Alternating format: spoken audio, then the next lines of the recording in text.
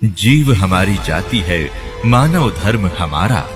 हिंदू मुस्लिम सिख ईसाई धर्म नहीं कोई न्यारा।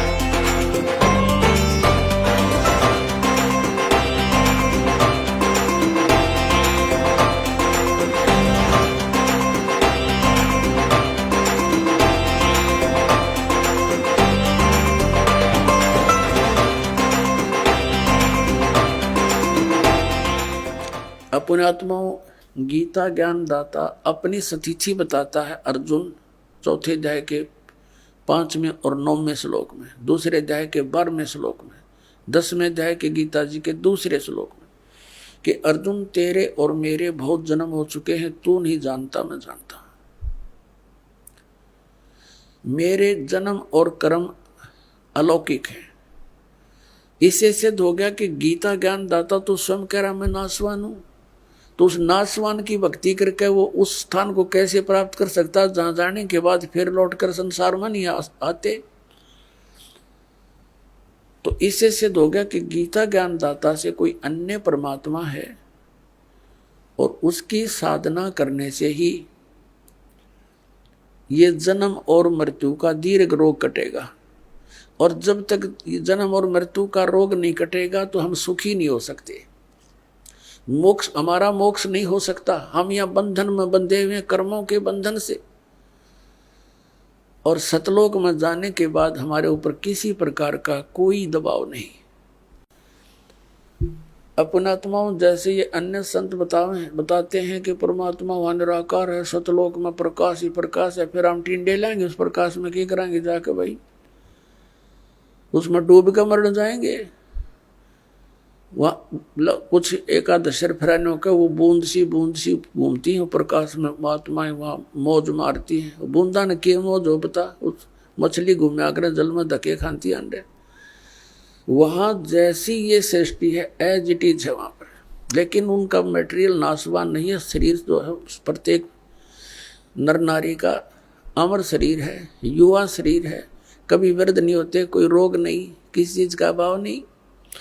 अब यहाँ क्या करते हैं हम, जिसके पास थोड़े से पैसे हो जाएं, बच्चों की हो जाएं छुट्टियां, फिर धक्के खान जाएंगे हम शिमला और कुल्लू और मनाली में सैर सपट्टे करने के लिए।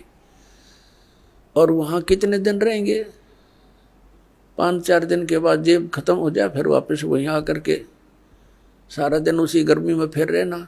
तो हम इन सैर सपट्टियां वहाँ करा कराएंगे सतलोक में, कभी ना कोई काम करना, ना मृत्यु होनी, ना बुढ़ा वर्ध अवस्था आनी, ना राग द्वेष कति नाम मात्र का नहीं है। पर अपने आत्मा यहाँ तो ना जाने कितना अच्छा आदमी दिखता और के बिजली डाल दे 1 मिनट में घर के ऊपर, परिवार सदस्य के कोई मुकदमाएं कर दे, कोई और पैसे लेकर ना दे, खेचा तानी लट्ठम लट्ठा मुकदमेबाजी। तो वहाँ ऐसा कुछ नहीं है। और पुण्यात्माओं, यहाँ देख लो आप, हम बूढ़े ना हुआ और मौत ना हो, चाहे हमारा कितना दुख आ जाओ कोई प्रॉब्लम नहीं। हम तो क्यों कति आदत आदि बन गया इसके साथ खेचम खेचा रहने के, तो वहाँ तो कोई दुख भी नहीं, तो वहाँ की रुचि बनेगी आपकी। अब यहाँ तो डेथ होनी है, यह तो आप पल्ला गांठ मार लो, आप ना समझ में आओ तो भी तो होनी है, ये तो अंडरस्टूड है, सबने मालूम है। और फिर यहाँ जिस कोठी और बंगले और पुत्र और पुत्रियों को, इन कारों को आप अपना मान रहे हो, ये आपकी कहाँ है?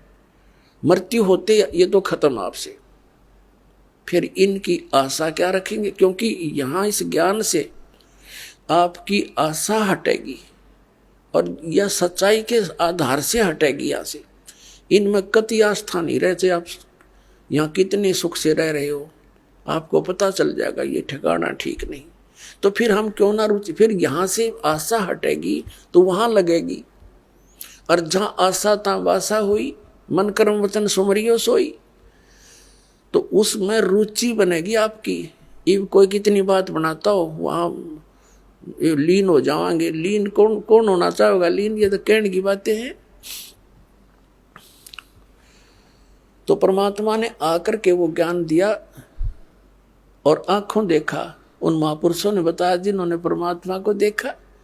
वहां से वापस आके बताया कि लेकिन उन्होंने ऐसे कोड वर्डों में लिखा है, वो जनसाधारण को समझ नहीं सकता।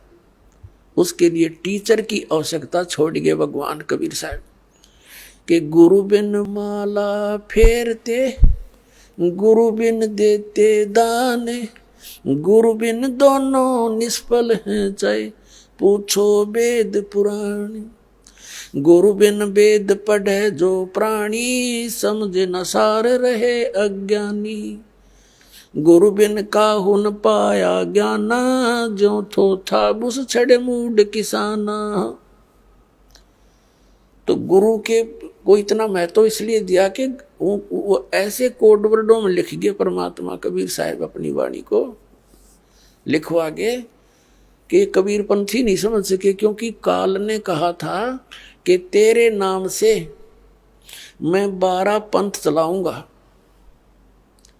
12 पंथ करूं मैं साजा, नाम तुम्हारा ले करूं आवाजा। 12 पंथ नाम जो ले ही, हमरे मुख में आन समोई। और अनेक पंथ चलाऊं, या विद जीवों को भरमाऊं।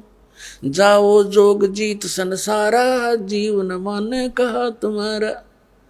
जीव तुम्हारा कहा न माने, हमारी ओढ़ हो बाद बखाने। अब ये कबीर पंथी नहीं समझ सके परमात्मा की महिमा को, और कबीर सागर न पढ़ रहे, ये कबीर वाणी पढ़ रहे, न तो पीढ़ी की पीढ़ी चलेगी इनकी 600 साल में, और ये कख नहीं समझ सके सतलोक और सतपुरुष के बारे में। इसलिए आदरणीय धर्मदास साहिब जी से परमात्मा ने कहा था, धर्मदास मेरी लाख दुहाई, ये मूल ज्ञान की तरह बाहर ना जाए। मूल ज्ञान बाहर जो पढ़ी, या बिचली पीढ़ी हंस नहीं तरही। तो इसलिए परमात्मा ने इस काल के साथ आंख में चौनी करके, और अब आपको शिक्षित बनाना पड़ा ना, ये विष आपको कतई नहीं खान दो भगवान। चौथा युग बीत गया था, ये विष हमारे निकट नहीं आने दिया है शिक्षा का, इतनी बेईमान बनाती है ये। लेकिन अब काल ने कहा था उनको इतना गिरा दूंगा, नकली पंथ अपने नाम से, तेरे नाम तो कबीर नाम से पंथ चलवा दूंगा हैं। और कबीर कबीर सदगुरु है, कबीर साहब हैं, हम कबीर पंथी हैं, गीत गाया करेंगे। उनके पास मंत्र वो है नहीं जिससे मोक्ष होगा, तो मेरे मुंह में फंसे रहेंगे। उन 12 उन पंथों में जो नाम लेगा वो मेरे ही मुख में रहेगा। अब परमात्मा ने दया करी, पुण्यात्माओं, इस दास को भेज दिया अपना रिप्रेजेंटेटिव बना के, और वो बुद्धि दे दी उस दास को परमात्मा ने। कबीर जी ने अपने द्वारा लिखे हुए उन कोड वर्डों को अब इस दास के द्वारा सार्वजनिक करा रहा आपके सामने।